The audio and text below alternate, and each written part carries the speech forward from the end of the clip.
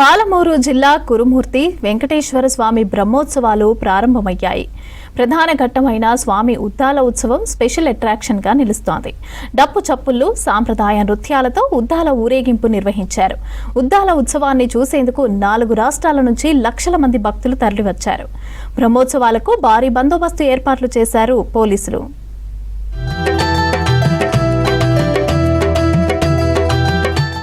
తిరుపతిగా పేరుగాంచిన కురుమూర్తి వెంకటేశ్వర స్వామి బ్రహ్మోత్సవాలకు వేలైంది. ప్రధాన ఘట్టమైన స్వామి ఉద్దాల ఉత్సవం అంగరంగ వైభవంగా జరగనుంది. దీన్ని చూసేందుకు ఉమ్మడి పాలమూరు జిల్లాలతో పాటు తెలంగాణ, ఏపీ, కర్ణాటక, మహారాష్ట్ర ప్రాంతాల నుంచి 3 లక్షల మంది భక్తులు తరలిరానున్నారు. దీంతో దేవాదాయ శాఖ భారీ ఏర్పాట్లు చేసింది. ఉత్సవాల్లో ఎలాంటి ఘటనలు చోటు చేసుకోకుండా పోలీసులు బందోబస్తు ఏర్పాటు చేశారు. ఉద్దాల అంటే స్వామివారి పాదుకలు. వీటిని చిన్న చింతకుంట మండలం వడ్డెమాన్ గ్రామానికి చెందిన హరిజన కుటుంబాలు తయారు చేస్తాయి. పెద్ద సైజు ఉద్దాలు వెంకటేశ్వర స్వామికి, చిన్న సైజు ఉద్దాలు అమ్మవారికి రాయలసీమ నుంచి తెప్పించిన తోలుతో వీటిని కుడతారు. దీపావళి తర్వాత కుట్టే పనిని మొదలుపెట్టి 7 రోజుల్లో పూర్తి చేస్తారు. ఆ సమయంలో కుటుంబాలు నియమ నిష్ఠతో ఉపవాస దీక్షలో ఉంటాయి. ఉద్దాలను సిద్ధం చేశాక వాటిని కురుమూర్తికి తరలించేందుకు పల్లమర్రి గ్రామానికి చెందిన మేదరుడు తయారు చేసిన ప్రత్యేక చాటును తీసుకువచ్చి అందులో ఉద్దాలను ఉంచుతారు. తర్వాత ఊరేగింపుగా వడ్డెమాన్ నుంచి కురుమూర్తికి తరలిస్తారు.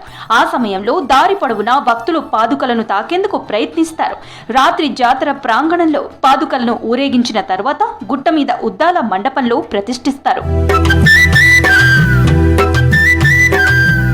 మహబూబ్ నగర్ జిల్లా చిన్న చింతకుంట మండలం అమ్మాపూర్లో వెలిసిన కురుమూర్తి క్షేత్రానికి 100 ఏండ్ల చరిత్ర ఉంది. 675 ఏండ్ల క్రితం ముక్కెర వంశానికి చెందిన సంస్థానాధీశుల క్షేత్రంలో బ్రహ్మోత్సవాల నిర్వహణను ప్రారంభించారు. ఏటా కార్తీక మాసంలో బ్రహ్మోత్సవాలను నిర్వహించడం ఆనవాయితీగా మారింది. జాతరలో స్వామికి నిర్వహించే ఉద్దాల వేడుకే ప్రధాన ఘట్టం. ఉద్దాల రోజు మాత్రమే లక్షల సంఖ్యలో భక్తులు తరలివస్తారు. దాసంగాలు సమర్పించి మొక్కులు చెల్లిస్తారు. కొత్త కుండలో అన్నం, పచ్చి పులుసు వండి స్వామికి నైవేద్యంగా సమర్పిస్తారు. పుష్కరిణిలో పుణ్య స్నానాలు చేసి స్వామికి తలనీలాలు ఇస్తారు. తిరుపతికి వెళ్లలేని పేదలు ఇక్కడ వెంకటేశ్వరుణ్ణి దర్శించుకుంటే తిరుమల శ్రీవారిని దర్శించుకున్నట్లేనని నమ్మకం. క్షేత్రానికి రైలు, రోడ్డు మార్గాన యాత్రికులు చేరుకోవచ్చు.